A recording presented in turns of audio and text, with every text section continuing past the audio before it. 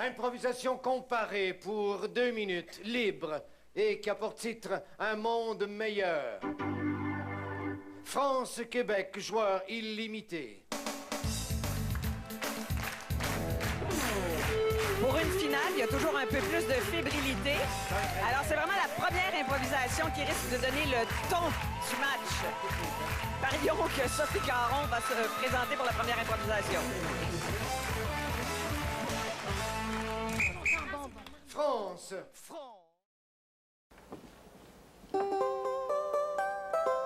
Un peu d'impro. Moi, je m'appelle Clément Desbiens.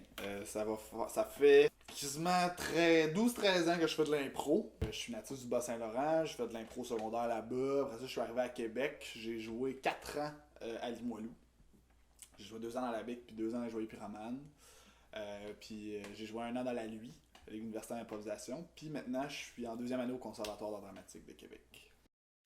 C'est assez important. Je fais de l'impro depuis toute jeune. J'ai commencé au primaire, puis après ça, plus développé au secondaire, vraiment dans une ligue avec des matchs tels quels. Je coach encore au collégial. Je joue encore dans une ligue, la LIC. Mon conjoint, c'est un gars d'impro. Fait que c'est aussi une passion, mais aussi les gens qui nous suivent, peu importe. Fait que même si on n'est pas sur le jeu en train de faire de l'impro, on est toujours avec des gens d'impro en bout de ligne. Denis Marchand. Je suis un des fondateurs et instigateurs de la Ligue d'impro scolaire de Québec, et auquel a participé Fernand Boudreau. J'ai été éducateur pendant 32 ans. Et ce qui a été central dans ma carrière, ça a été l'impro. Je suis rentré comme animateur scolaire parce que je faisais de l'impro, puis je suis devenu coach d'impro, puis j'ai installé un programme d'impro dans l'école. Ça m'a amené à créer des troupes de théâtre, ça m'a amené à faire des galas, des spectacles dans cette école-là comme animateur. Puis plus tard, je suis devenu prof d'art drame, tout ça à cause de l'impro. Et donc, évidemment, c'est très important. Important parce que aussi, je suis un des convaincus de toute la richesse que l'impro peut apporter aux élèves au secondaire. C'est drôle, c'est pas une question qu'on se pose souvent. À un moment donné, ça devient tellement un réflexe, ça fait tellement partie de nos vies qu'on se demande plus pourquoi on fait ça. Mais je pense pour le fun, la proximité avec les gens, les amitiés qu'on développe, tout ce qui est l'aspect humain de l'impro qui est comme fondamentalement plaisant, qui est basé sur l'envie d'être là puis de s'amuser. Je pense que c'est ça qui m'allume. Repousser nos limites, explorer aussi beaucoup à travers cet art-là, cette discipline-là. Je pense que c'est ce qui m'attire. Puis côté vraiment, vraiment personnel, j'aime beaucoup, beaucoup redonner, enseigner, guider là, les personnes à travers cette recherche-là, puis cette découverte-là de la discipline qu'est l'impro. Ce que j'aime de l'impro, man. L'impro, c'est tout pis c'est rien, tu sais. On te demande de partir avec un chandail de hockey, ici, 2, 3 bandes, c'est side, puis va n'importe où. Tu peux aller où tu veux. Tu peux tout créer parce que tout est à créer, tu sais. Puis même si t'as des canevas que t'as déjà vu, des trucs comme ça n'a jamais été fait par toi, tu sais. C'est là que je m'éclatais, là, tu sais, parce que l'impro, t'es auteur, metteur en scène, comédien, tu fais absolument tout le temps. Fait que t'as pas le choix de dégourdir, tu sais, puis tu fais des rencontres de gens qui ont la même passion que toi. Après ça, tu développes une fraternité, là, tu sais, avec ces gens-là, une camaraderie qui est vraiment cool, tu sais, là, t'as les mêmes référents, tu sais, tu bâtis des trucs de A à Z, là, tu sais. Puis ce qui est cool avec l'impro aussi, c'est que il y a des gens qui aiment pas ça à cause de ça, mais moi j'aime ça, c'est qu'il faut que tu sois là. Si t'es pas là, tu sais pas c'est quoi.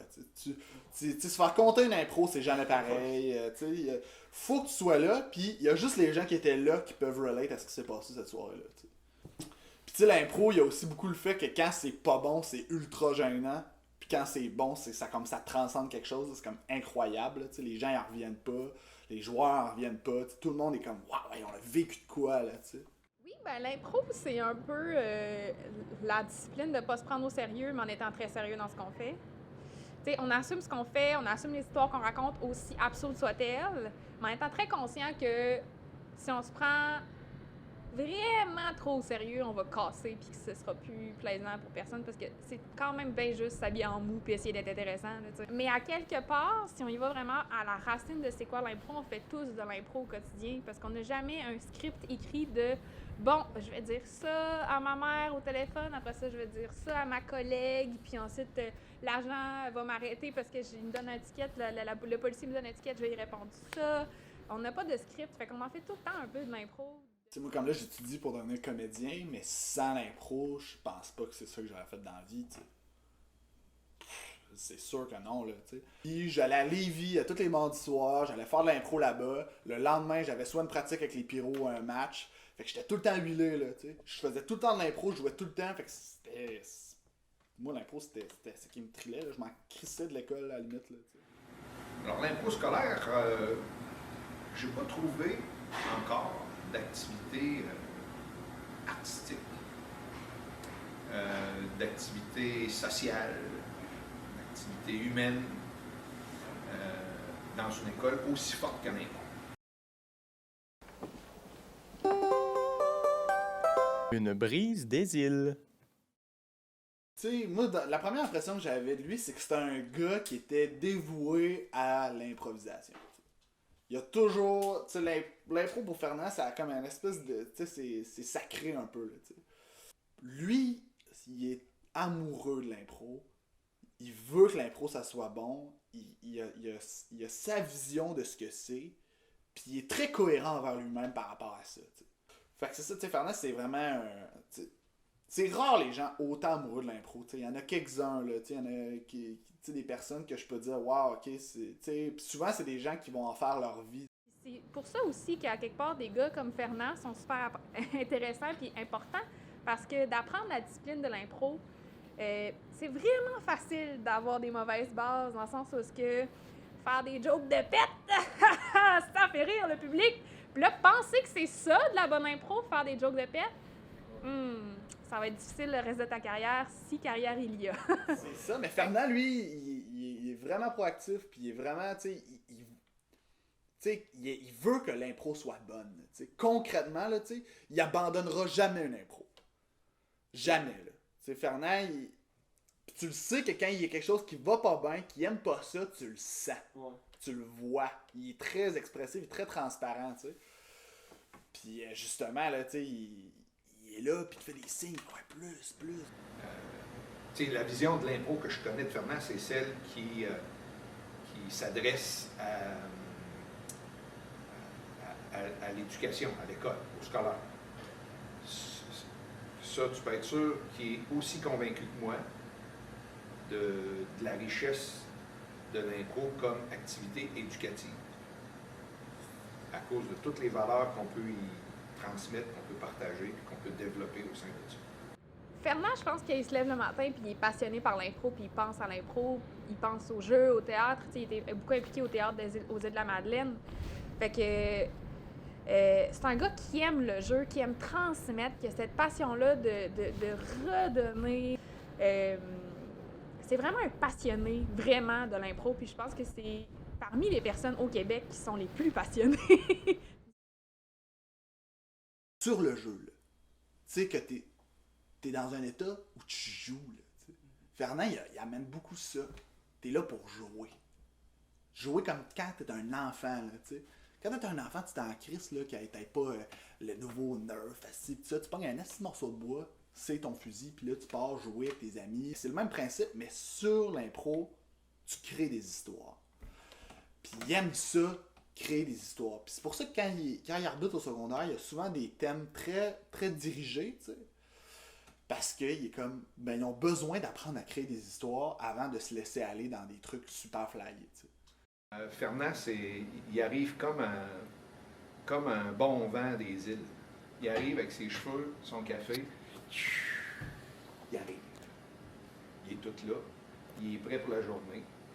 Il a son sourire, il est disponible, il te salue, il fait du bien.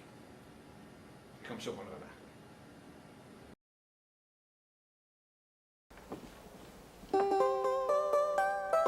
Les souvenirs d'amis. Je pense que un des matchs où est-ce que j'ai... c'est quand même drôle, un des matchs où j'ai été la plus sévère comme arbitre. Là, on était rendu loin dans la saison et les joueuses prenaient des décisions pas de sens dans leur impro. Puis là, j'étais très sévère. La fierté de cet homme-là, Fernand qui disait comme « J'aurais donné la même punition au Cotive ». Exactement, c'était un saut d'approbation de « Fernand's approving what you're doing, girl ». Tu sais, c'était comme à la fois très comique parce que c'est drôle de le voir aller, puis à la fois très doux pour moi de faire comme « Ah, mon inconfort de donner des punitions est passé », tu sais. Moi, j'ai une bonne anecdote avec Fernand. Fernand, il a arbitré le match où j'ai fait ma plus belle mix à vie. On jouait contre les Bleus Marins de Gaspé. Puis là, Fernand, il envoie une catégorie, c'est comme juste lui, il fait. Là, c'était une triathlon. J'arrive avec un gars des Bleus Marins. Puis on commence, puis on fait un truc là, vraiment épique de deux guerriers qui s'en vont combattre. T'sais. On tient un à l'autre, comme vraiment une affaire de camaraderie. On continue, puis là, c'est la toune du film Gladiateur, la dernière minute. Fait que là, on est là, puis on se bat au ralenti, on est sur le champ de bataille, lui puis moi, puis on fait comme une chorégraphie, on s'entendait vraiment quelque chose, là, tu sais. Puis là, on se battait, puis là, finalement, les deux, on mourait dans les bras l'un de l'autre, tu sais, en guerrier, puis l'impro a fini de même, tu sais. Puis Fernand, il arrive, il dit « Vous rendez-vous compte de ce que vous venez de regarder? » Fait qu'un jour, je me suis mis à refaire de l'impro. Je faisais encore du théâtre, je faisais encore de la télé et tout, mais plus d'impro. Fait que je me remets à faire de l'impro. Je commence dans une ligue dans un bar sur la rue Saint-Jean. Mais j'étais au travers de monde que je connaissais pas, tu sais, toute ma gang d'impro. Fait qu'un soir, il y a un show d'impro, il y a un match, puis ça va bien mon affaire. Parfait, là, en arrière. Qui que je vois pas apparaître? Fern. Là, il vient me voir avec son sourire, et sa grande main, puis il me met la main sur l'épaule, et dit « T'es bon. » T'es bon. Mais ça a l'air drôle. Mais ça m'a fait plaisir qu'ils prennent le temps de venir me voir, comme la seule personne que je connaissais dans ce bar-là. Puis qu'ils viennent juste me dire ça, à la ferme, à sa manière, puis venant de lui, je sais que c'était sincère, puis je sais qu'il est capable de faire la différence entre ce qui est bon et ce qui est moins bon sur une scène d'impro. Mesdames et messieurs, The Wild Thing.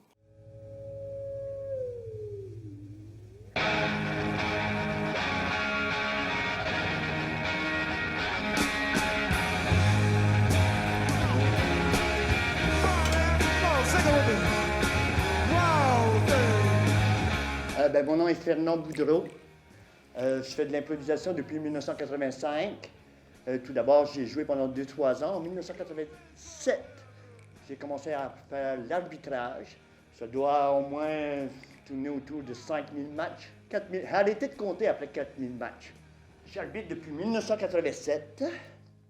C'est là que j'ai débuté. Ça faisait 2 ans et demi que j'étais joueur pour l'Université d'Ottawa. On est retourné chez moi, aux îles de la Madeleine, où on n'avait pas d'arbitre. On m'a demandé d'arbitrer. Moi, j'étais un joueur qui était quand même très technique. Puis j'ai commencé et j'arbitre toujours. Pour moi, l'arbitre, ce n'est pas vraiment juste un arbitre qui est là pour voir aux règles du jeu. L'arbitre, c'est un improvisateur avant tout, au même titre que les autres joueurs. Sauf que lui, son mandat, c'est de faire un seul personnage. Il va devoir tenir tout le long du match d'improvisation. Vous m'avez vu rentrer avec une veste de cuir, des lunettes fumées. C'est un personnage. Il devient un metteur en scène qui dose le show, qui ne le vole surtout pas, et qui fait partie du show qui est essentiel au show. Un bon arbitre doit tout faire pour servir le jeu.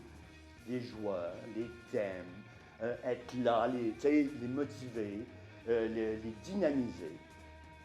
Mais je ne vole pas le show. Je fais le show avec les joueurs. C'est un art, l'improvisation. C'est un art oratoire. C'est un art de création. C'est la création qui m'intéresse. Et cette création-là, on y assiste instantanément. Le Gravel, qui est l'inventeur du jeu traditionnel, disait apprendre à improviser, c'est apprendre à écrire des petites pièces de théâtre de durée variée. Et l'improvisation, tout le monde peut en faire. Ça dépend juste où on veut mener notre expérience. Faire de l'improvisation pour s'amuser le soir entre amis, et c'est très bien, juste pour le plaisir. On peut le faire aussi pour découvrir un art et pousser plus loin l'art. Moi, ça fait partie de mon ADN. C'est absolument nécessaire, essentiel. Je trouve que c'est un médium artistique assez incroyable. Et j'ai trop vu de jeunes s'épanouir, s'éclater, se développer. Ça développe tellement de confiance, la communication, la rencontre, le respect, l'écoute. Ces contacts, ces rencontres, ces échanges font partie, une très grosse partie de l'improvisation. C'est important. Et c'est ça qui aide au développement humain des joueurs d'improvisation, ces rencontres-là.